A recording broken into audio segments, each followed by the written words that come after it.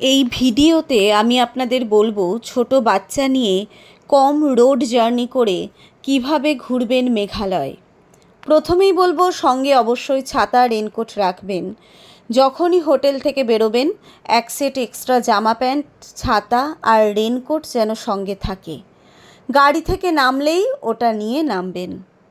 হাওড়া থেকে বিকেলে ট্রেন ধরে ওভারনাইট জার্নি করে সকালে পৌঁছে যান কামাখ্যা বা গুয়াহাটি স্টেশন। ওখানে আগে থেকে আপনাদের বুকিং করা গাড়ি নিয়ে চলে যান শিলংয়ের উদ্দেশ্যে। রাস্তায় ব্রেকফাস্ট করে নিন। যাওয়ার পথেই পড়বে উমিয়াম লেক, সেখানে কিছুটা সময় কাটান। বোটিংয়ের ব্যবস্থা আছে, চাইলে করতে পারেন। তারপর যান ক্যাথিড্রাল চার্চে। সেখান থেকে আপনারা হোটেলে যান। হোটেলে গিয়ে ফ্রেশ হয়ে লাঞ্চ করে ওয়ার্ডস লেকে যান। বেশ ভালো জায়গা, সাজানো গোছানো, বাচ্চাদের বেশ ভালো লাগবে। চাইলে বোটিংও করতে পারেন। কিছুটা সময় সেখানে কাটিয়ে চলে যান পুলিশ বাজার। পুলিশ বাজারটা ঘুরে নিয়ে চলে আসুন হোটেলে। রাত্রিটা আপনারা শিলংয়ে কাটান। তারপর সকাল সকাল লাগেজ নিয়ে বেরিয়ে পড়ুন চেরাপুঞ্জির উদ্দেশ্যে। প্রথমেই দেখে নিন elephant falls, garden of caves, এখানে একটু বেশি সময় লাগবে।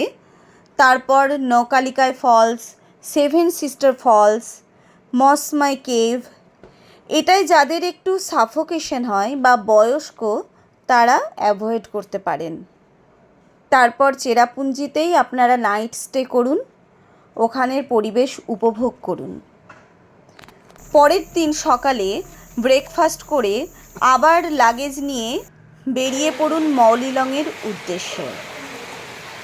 যাওয়ার পথেই দেখে নিন চেরাপুঞ্জিতে আরওয়া কেভ। এখানে হাঁটতে হবে অনেকখানি, কিন্তু বেশ ভালো লাগবে। ওখানে দেওয়ালে কিছু জীবাশ্মের ছাপ।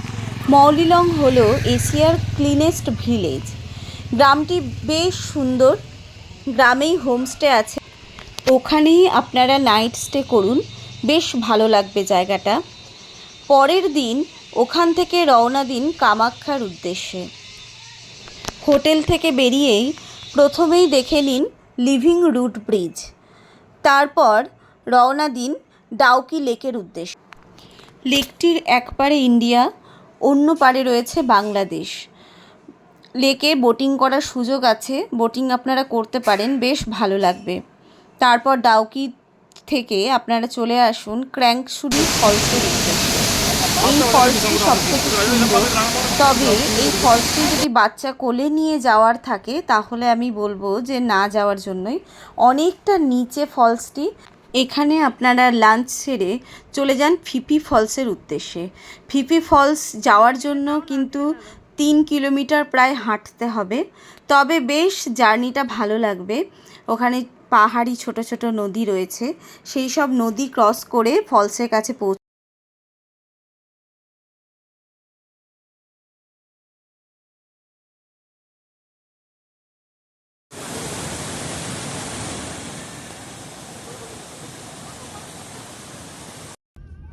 হবে।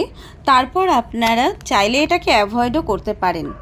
এরপর চলে আসুন কামাখ্যার উদ্দেশ্যে। কামাখ্যাতে আপনারা নাইট স্টে করুন।